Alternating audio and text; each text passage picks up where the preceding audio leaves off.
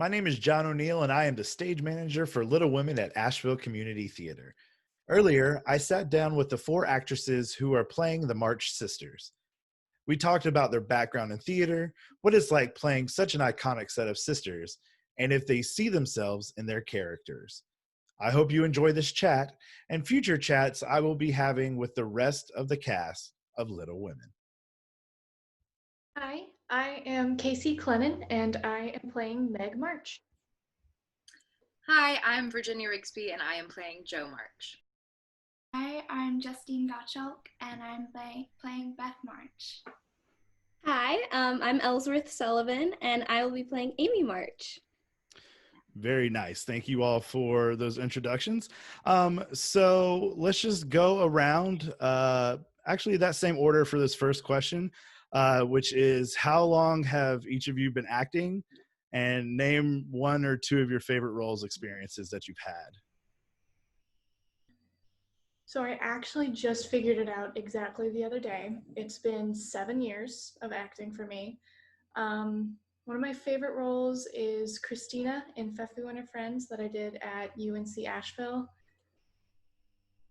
And I think another favorite would be being part of Florinda from Into the Woods, also at UNC Asheville. That was a fun one. And in that one, you were not only in the show, but you were also the sound designer. I was behind the scenes doing it all. Including running up to the sound booth in full costume. We won't talk about that night, but it happened.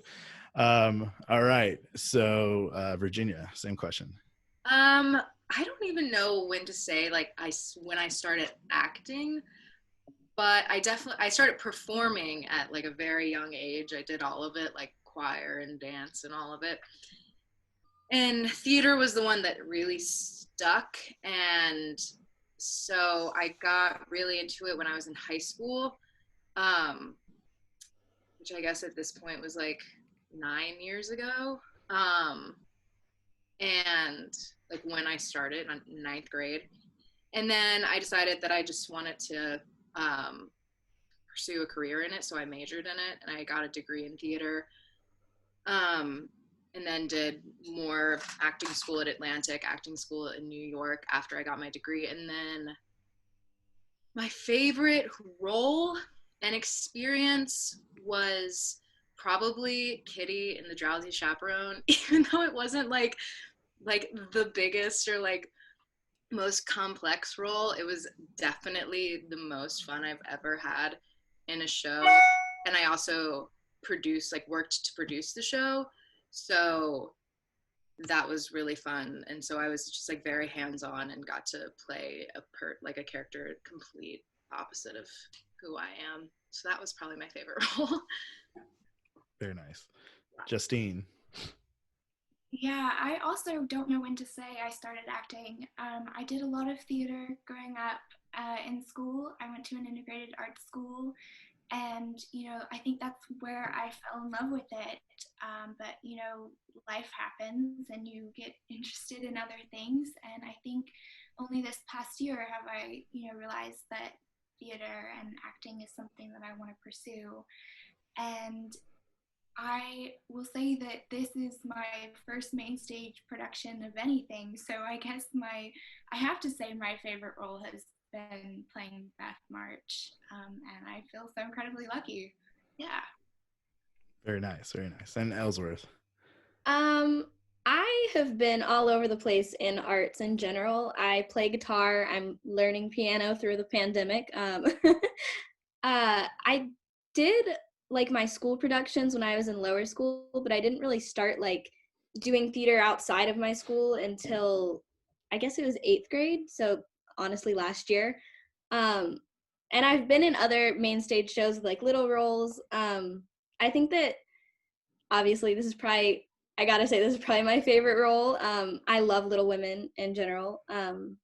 But I think another one, which was also a very small role, was I was in the ensemble in Newsies with Asheville Performing Arts Academy, and that was just a blast. So, yeah. Very cool. All right, so for this next question, it's up for grabs. I do want to hear from everybody, but we won't go in any specific order. What is it like playing such an iconic group of sisters?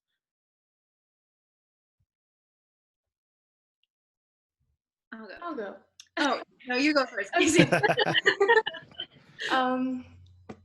It's really fun because, you know, everybody knows the March Sisters. If you say the March Sisters, people are going to know about it. There is a little bit of like an intimidation factor, I feel like, because they're so iconic. You know, everyone has expectations of what they see these characters to be, and they kind of expect you to live up to those expectations. But at the same token, as a performer, you want to be able to bring something new to the character as well.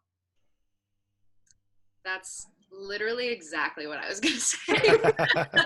Pretty much, like, after the initial excitement of getting the call that you get the role because they're so iconic, and you're like, oh my gosh, I can't believe that I'm going to be able to play this character that's lived on, you know, and like continues to be relevant. Like, once that excitement kind of dipped, there was like a pretty significant amount of pressure I felt, just like you said, Casey, to perform it the way that people expect, because everyone has the idea of the March Sisters in their mind, but then you want to bring some of yourself into it, but you don't want to stray from the character. Yeah, and then with the movie coming out like right around the same time as the audition, like it's on everyone's mind, and obviously those performances were amazing. So there was definitely, I think, like I felt a lot of pressure right at the beginning, at least, to live up to these people's expectations. Yeah, I totally agree with that. That's exactly what I was going to say. I also think that it just had such a special place in my heart for so long, you know, as a kid. And so, however nervous I was to play these characters, I was beyond excited. And, you know, I think that was, you know, Little Women was the first book that ever made me cry as a kid, you know, because I have a little sister, and to like think about her dying was just heartbreaking. Yeah. I would say the same thing. I think I was definitely so excited to find when I got that call and to play such an iconic character. Definitely a little bit nervous because everybody knows these characters, and like everybody else said, there's like expectations about what they should be like. But it's been so fun to be a part of that little world and like that family, I guess, and to be to get to put my own little spin on the character, I guess. Yeah. So what do you see yourselves, the actresses, in your characters, and how so? I want to say, unfortunately, yes. One of the many reasons that I started acting was to, you know, break some of my introverted habits. And then the great irony of it is that I'm now playing a character that's the epitome of shyness. So honestly, I couldn't think of a better character for me to play. Yeah, I definitely relate to Jo on many levels. I would say when I was younger, I was definitely an Amy.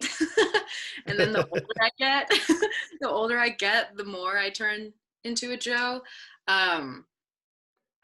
Because I like to think that I have like a strong will, and I think that's my favorite thing and quality in Jo is just her tenacity and her strength to keep going and pursue her passions regardless of how hard it's going to be, and regardless of the backlash she's going to get or the rejection she's going to get. She doesn't care because it's her passion, and she's never going to give that up. And so I would say I relate to Jo the most on that level. Pursuing any art takes a lot of will. So I definitely relate to her on that level.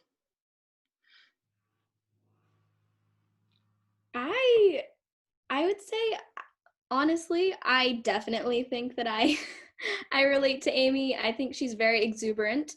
I find myself to be, for the most part, a very bright and bubbly person, and I like spending time with people. But I also find that, like, I kind of feel like almost everybody has a little bit of all of these characters in them. Um, and I think that they're like universally relatable. Um, but I also would think, like, I feel like I have a little bit more of Joe in me, I guess. I feel like both Amy and Joe are very similar in the way that they're definitely go-getters, and very tenacious, very, I wouldn't say forward, I would say basically what Virginia said. They are going to do what it takes to work hard to fight for what they believe in, to get what they want, I guess, for life. Stubborn, sometimes to a fault, but Yeah. but like it works in their favor a lot of the time. A lot of the time. Sometimes not so much. I could say Right. I'm a little bit stubborn too sometimes, but yeah. Not Ellsworth. Stubborn? I Not around me ever. Sorry, go ahead, Casey. Well, I definitely relate to Meg in a good handful of ways.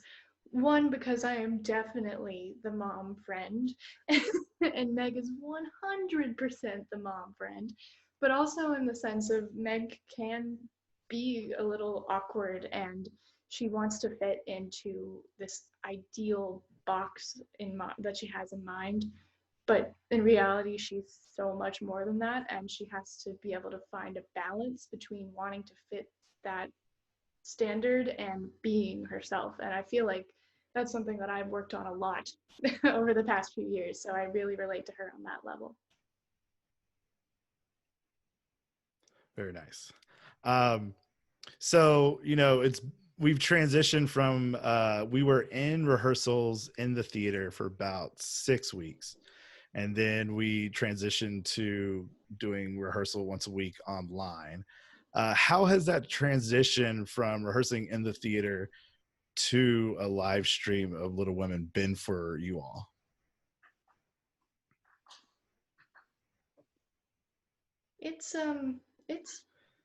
It's weird to say the least, because what we do is so based on being face to face and being able to feel the energy of the other people in the room with us. Like, so much of our acting is based on physical reactions and seeing each other's faces. So it's been a challenge for me, at least. I won't speak for anybody else. And also, I'm not a film actor, so acting to a camera has been a new thing that I've had to been working on, because I don't know if you can tell by this interview alone, but I'm not very good at it. I think you're great at it. I think all of you are great at it. Yeah. I've definitely struggled. Same thing as Casey said, with like acting is reacting really, and like if I've struggled to listen, because that's how I react, is just based off of the other person and listening to them, and so having to talk into a camera instead of like, doing that little technique of not looking down at the squares, that you have to keep your eye on the camera. That alone has changed so much that I find myself sometimes like spacing out and like forgetting a line or something, because I'm just like looking at the camera and not at a fellow actor. So little techniques like that have been hard to pick up. And also I'm quite an expressive talker, and so like I lean forward and I talk with my hands, and I definitely brought a lot of that to Joe as well, and having to kind of contain that and put it in a little square has been a challenge for sure, but it's been fun. Like it's been a challenge. It's I think getting easier every time, but it was definitely a shift for sure. And you already, when when we were doing this on stage, you're in every scene except for one, which is the shortest scene. Correct. It's a 2-page scene. And it's the only one you're not in. Yeah. And so, yeah, that's a lot of time to be looking into a camera and It is. and Yeah. having to be Joe from like here up. Right. Yeah. And that's like, we had a decent amount of time in the theater. We were off book. Our last week was our first week off book, and everything was blocked. And so that's when things start becoming like more automatic, our movements, and it's getting in our bodies. And so I was getting so used to the physicality that I was doing, and then again having to change that and bring it down, but still have like a heightened sense of care, like self just from here up. It's been different for sure. Yeah, I would say the same thing. I mean, on the first thing is that I think it's really disappointing not to get to like, we never saw like our whole set put together or like had our costumes. We were like on the road to that, and that was very exciting. So I think it's disappointing just not to be in the space in general. And I've definitely found it challenging, more so than I thought it would be, to, I guess, just acting on Zoom in general, because like Virginia was saying, I want to look at who I'm speaking to or who's speaking to me, because like she said, acting is reacting. And I think that a lot of what I do is I work really hard on like listening intently, and I also have a lot of, I guess I am reading the other person's expressions for, like, that's how I react, I guess. And so I've definitely found it a challenge to also keep my eyes in the camera, because I've never really done anything on film before. So it's all very new and very different. But I definitely say I am so grateful that we get to do it on Zoom though,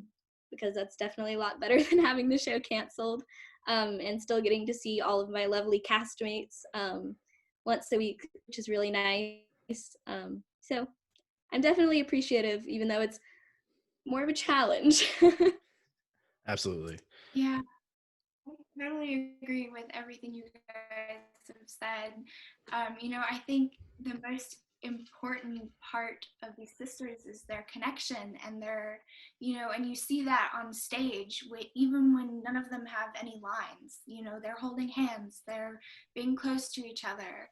And, I think for Beth, she doesn't have many lines, but she's in a lot of scenes, and it's hard for me able to be like holding Joe's hand and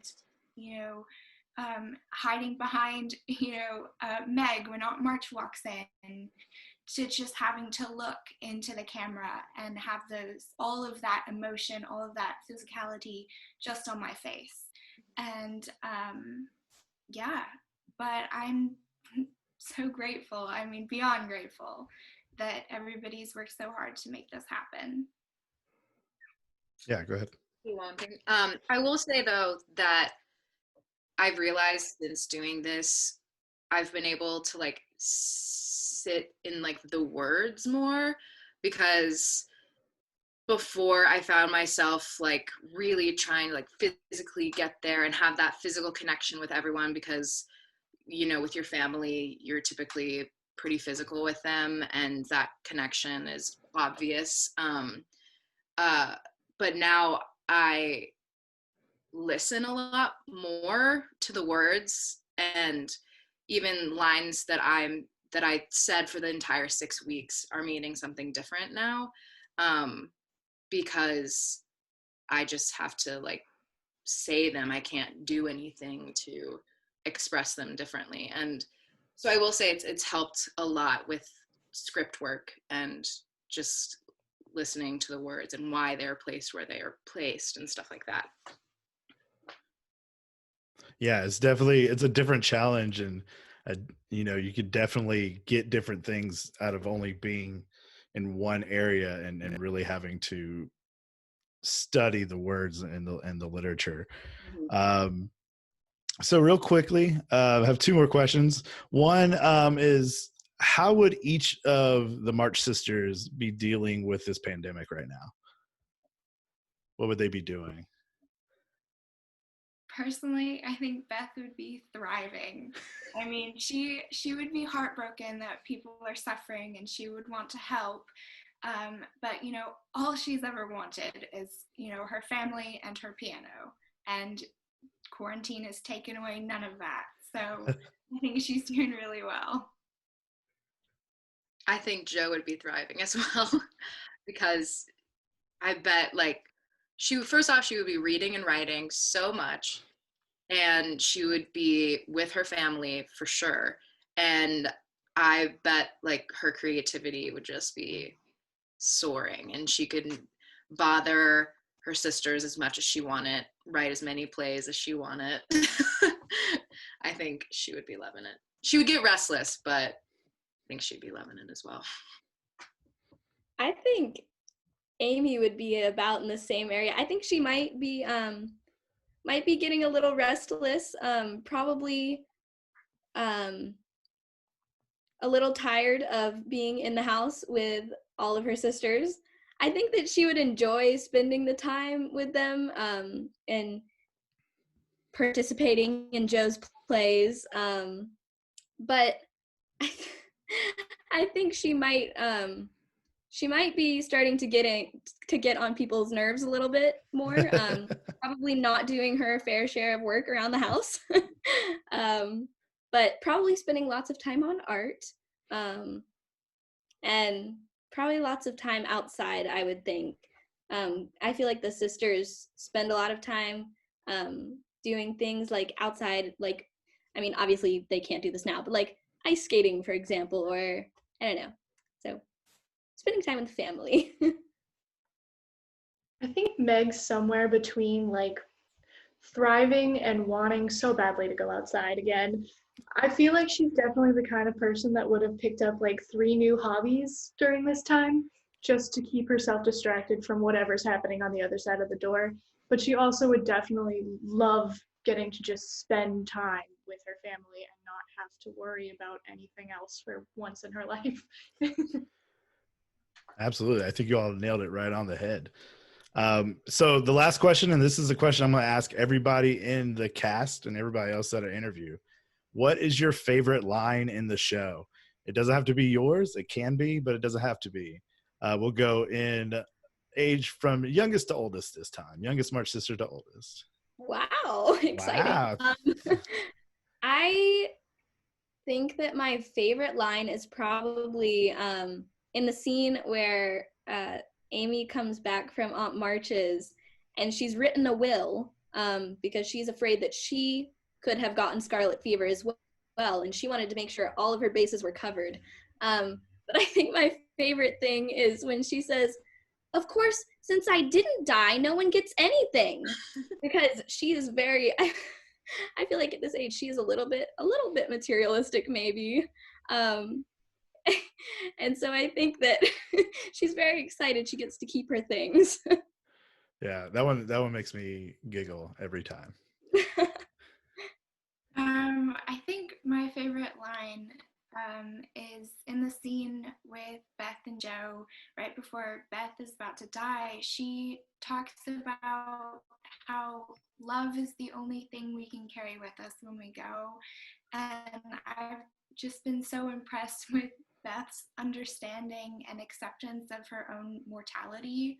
And I can't imagine myself as a 17-year-old having that kind of understanding and acceptance. And I think it's just the most beautiful line ever. Justine, that was gonna be mine. I was deciding between the two. No, I was like, do I go funny or do I go sentimental? I don't know.